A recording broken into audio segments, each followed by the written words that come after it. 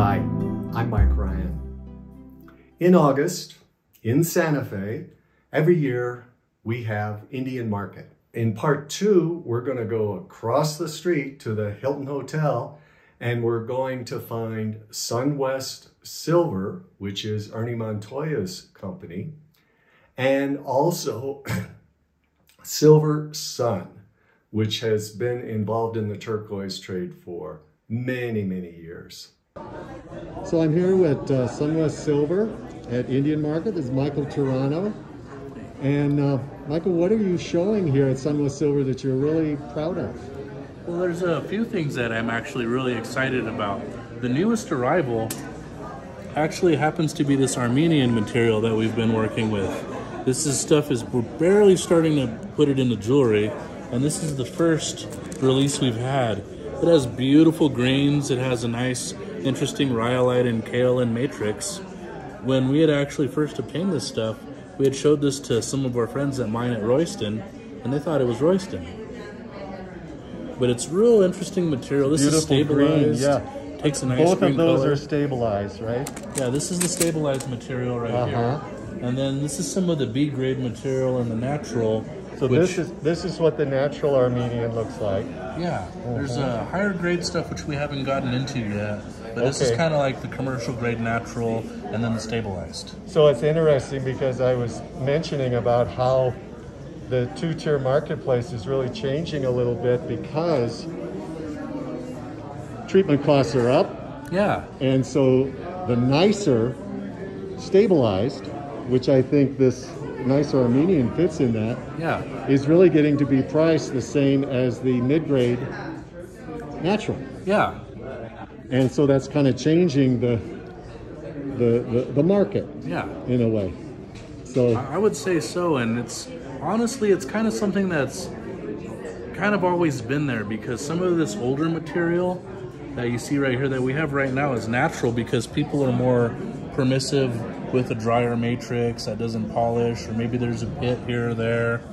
Stuff like that, you know, in the day they would put a little shoe polish in there, they'd boil it in some Opticon, or they'd do something to help it along. So interesting here, this older natural at $2 a carat is substantially less than this higher grade treated. And we paid the same price for the rough. We separated the rough, and Ernie was like, this stuff was hard. You'll see zones where the stabilization didn't quite take, because this is really dense material, and it actually takes a shine, but when you stabilize it, you actually get the true color out of the stone, and the matrix gets a nice, much more presentable finish. That's real interesting. So what would you be showing us, like, for your higher grade natural that you're showing? The really good stuff. The really good stuff. Because, you know, Ernie has been known for some time as the king of turquoise. So, Michael, does that make you the prince? No, not quite. More the Earl of Tono. But what we got here is some Lone Mountain beads. Really nice matched nuggets right there. You know, I bought some years ago of the bigger, the 5mm that from Chris Lott. Oh, nice. Very, very beautiful. But that was really the stuff that looked like the Sleeping Beauty with just that top. There's a little bit over here that's a little darker too as well. Yeah. You see these ones are have a higher color grade. They're much bluer. There's less yellow in the tone. So these are truer blue colors that you see in here, and the small. So is this a natural? Lone Mountain, correct? Product. And some indicative marks. You have the little alluvial chert. You know, everybody likes the Lone Mountain with the little cubes of chert in there. Yeah. And the nice, you know, pretty soft blue right there. So are these priced per strand? These are priced per strand. I have these at $225 net price. And this is kind of a good example of the color grading, because you'll see the net priced ones are going to be the ones that are the blue color. You know, people, you remember when it had to be blue. That's a more desirable color, right? Yeah, and then you'll see the pastels and the greens. Those aren't priced net. You know, we can wholesale those. Yeah. Well, you'll see this stuff right here with the mixed colors. You'll see the difference in the pricing. But this is nice. really nice slow Wonderful. mountain right here. So then here we have down here in the greens. This is Campitos. This is Okay. Mexican turquoise right here. You So know, we have the chips. We certainly have did a video on the Mexican turquoise, and of course the original was the Nacozari, and now the Campitos has become such a major part of the market Yeah. because of the volume coming out of that. And then I got And little... I think you've worked a lot with this Sonoran Gold as a brand Yeah, that's out of Campitos. Yeah, that's a variety of Mexican turquoise, and it comes from the Campitos area, and it's going to be conflated with the trade names Sonoran Gold, Sonoran Mountain, Sierra Bella, Ceremonial. And I think a lot of that is how it's treated, Yes, because I know the Fouts has done the Zachary treatment, and it has a different marketing name on that Yeah. than well, some of the other treats. the And I think Sonoran- Russell Twyford is treating a lot of that stone. Well, there's a three thing going on here, because you have the stabilized material, which is the rough material which has been oxidized and hardened by polymer, and then the sterling product has the hardening treatment, and then sometimes when there's a lot of iron in the rough and in the ore, when they oxidize it, you'll get the greens and the interesting colors, and they're actually oxidizing the stone, or chemically leaching the iron that's already in the matrix into the turquoise. That's interesting. So then they harden it. Now, Michael, I said the second question is going to be, what is your take on the current state of the turquoise market? To be quite honest, it's about as strong as I've seen it. When I look at the material, I have a lot of stuff that's moving really in every grade. My $1 a carat stuff is moving, so that tells me that my commercial artists, the artists that sell to the smaller stores, are doing okay. The plaza artists are doing okay. My medium grade, which would be like the Kingman, I have some stuff that we got from Cobalt recently. Me and Ernie went and handpicked some stone over there, and the Kingman stuff is moving very nicely. That's basically kind of, it's a good turquoise, it's a great color, it's accessible, and it's fashionable. So your kind of everyday daily driver stuff is still trucking along, still moving. And then price-wise, are stable prices? I know everybody else is saying, of course, the high grade that nobody can really find just gets more and more expensive. You've tried that through? To be quite honest with you, from my experience, a lot of the stuff has been retired. Like my own personal collection, I don't sell any more stone anymore. It's completely closed. And you'll see the stuff that we brought. We have some small stabilized things and some smaller collectible items, but we've gone on such a cutting foray. A lot of the tubs that we brought last year are natural Blue Moon or natural Fox or natural Caraco Lake. We've sent them to be cut. So actually we're consuming turquoise on the making end a lot more than we have in the past couple of years. Are you mining the Caraco Lake? Has Ernie been mining that? Or Currently, since he lost Lee? Caraco Lake is still currently closed until we find someone to replace Lee. And there's actually, on the wildlife cameras, we've seen people bringing in high graders. Yes. Yeah. So we've kind of lightened on that, and we're gonna go and get someone to watch the claim.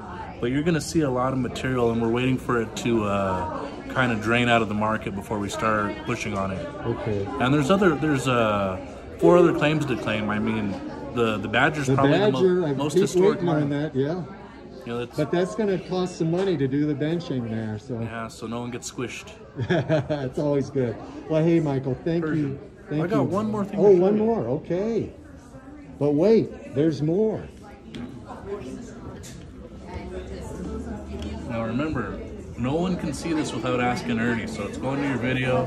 But anyone talks to me and Ernie's not in here, I'm going to pretend like I don't have it. Okay, I hear you. Okay, this is an exclusive on turquoiseinamerica.com here. I'll just give you one little peek, because I can't reveal the secret Ernie stash. Yeah. I'll give you one little taste. Okay. We're about to see the best of the best from the king of turquoise. Yes. $1 a gram. Charles Laloma Collection Lander Blue. you know what I had heard is when Georgia Loloma passed away, and Alan Blanchard, her son, was most of that was sold at auction here in Santa Fe, and the word was the biggest buyer is what we're seeing right here. Yeah, Ernie Montoya bought a lot of that. All of it. Now, all of it. Well, what didn't auction, he got the whole remainder. Gene Waddell got the jewelry. Didn't get that one. You got that at the auction. You beat him to it. No, I got that from Alan. Oh, nice. No, Nevada Blue. But good score. Nevada Blue is Loloma's favorite color. It was his favorite. So this one is what? This one is Lander. You can see the Lander Blue. So you're matrix. looking here. Minimum for this is the highest grade of Lander. So this is going to be grading out on my grading scale somewhere around 96, 98. About as high a grade as you're going to find in any turquoise. Look at the hardness of that, the beauty of that. You're going to see a little bit of the surface fill. There's no fill on it. If you look, you'll see the brown host. Right. It's dry clay, but there's no fill in it. Okay. And then that is, minimum $400, depending. If you take that to Japan, who knows what they're going to sell it for there. Double. And at least. And that's probably a 25, 30 carat stone. So you're looking at a real piece of history there. And it's a real beauty. So thanks for sharing that, Michael. That's nice. Hope you don't lose your job when Ernie finds out you showed us the gem Lander Blue. But thanks very much. Anytime, Mr. Ryan. Okay. Always good to see you. Okay. Well, I can't leave you down there on your knees there. You gotta come back up and say goodbye here. Okay, now I gotta move the trunk because everybody... Now everybody's seen that. Okay. Hey, thanks very much. Appreciate it. Appreciate it. You have a wonderful day, Mr. Ryan. So I'm here with Deana Olsen, Silver Sun, long time at Santa Fe, now in Albuquerque, Old Town Albuquerque. And you can read Deanna's story in Turquoise in America Part 2. So Deanna, what are you showing right now that you are really proud of? Well, I think the turquoise here is really good. We have a nice selection of a whole case of finished jewelry, and just a couple of examples would be this bolo tie with a great Morenci stone in it.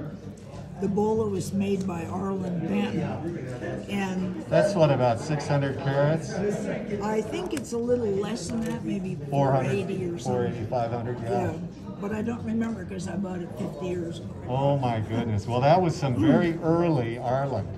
Yes. But I think, as I remember, when he tells the story, you were one of the first to really kind of give him support as a young jeweler, right? It is quite a while ago, maybe 20 years or so, but not 50 years ago. Not I 50, had no, he was for a long time before. He's not as old as we are. No, he's not. Well, So some of the other here's ones, some beautiful stuff. Yeah. What's that stuff right there? You got that green, and then in the middle. This is grasshopper, which is, I Okay. hear, available again.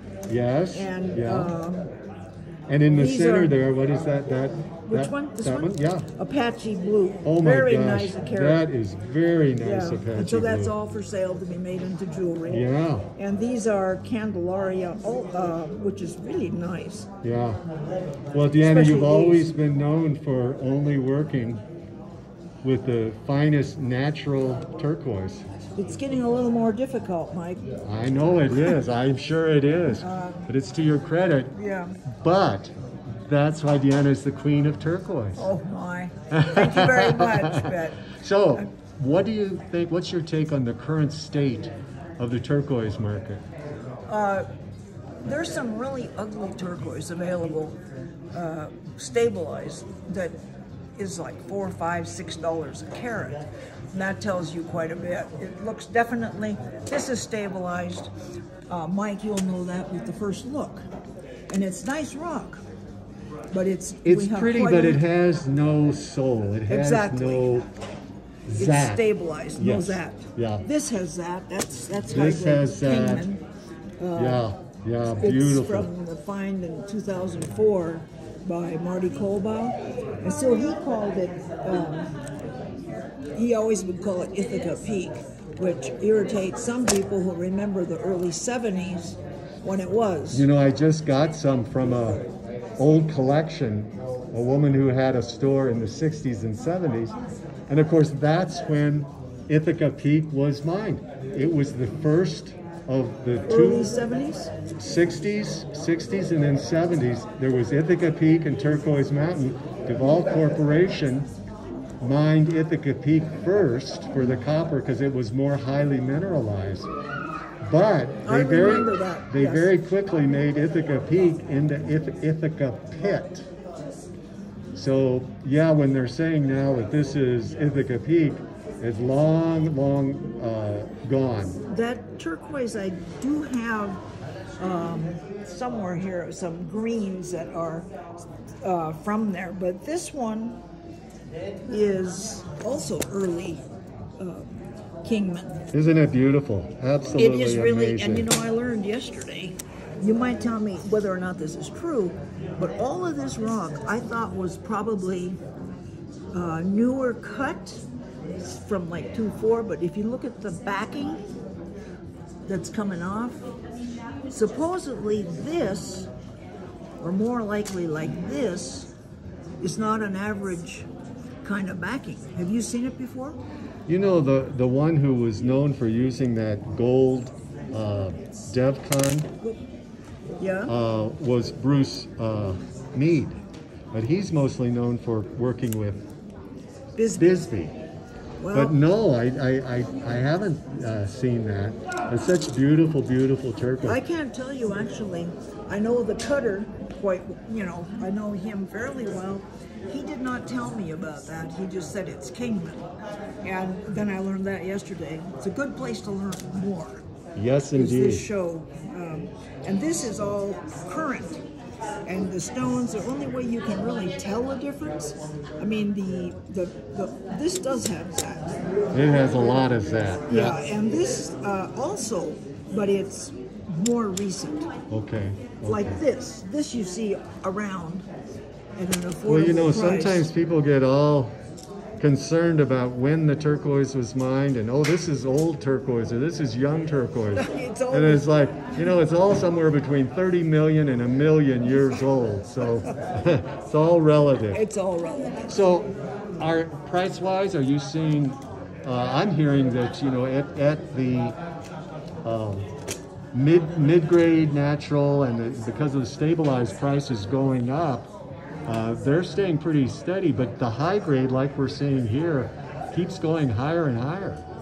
You find that? And even this is a very nice, also Kingman bird's eye kind of thing. It's called, and it's honestly selling for 15 to 20. And then again, you're lucky, you can still find it for 10 a carat. Oh, what I'm seeing is this natural grade at this, which is high grade. Deanna, you're going to have to raise your prices because well, this is it.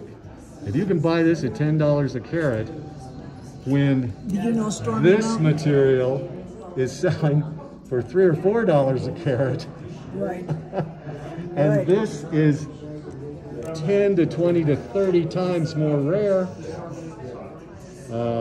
I just think if you want your high-grade turquoise, you better buy it now because it's just going. That's really true. Yeah. Really true. And Well, I'm glad Deanna, you wrote those books that let everyone know. oh, you've been it so really is. supportive. I'm glad you told us your story. All righty. Thank you, Mike. Okay, thank you.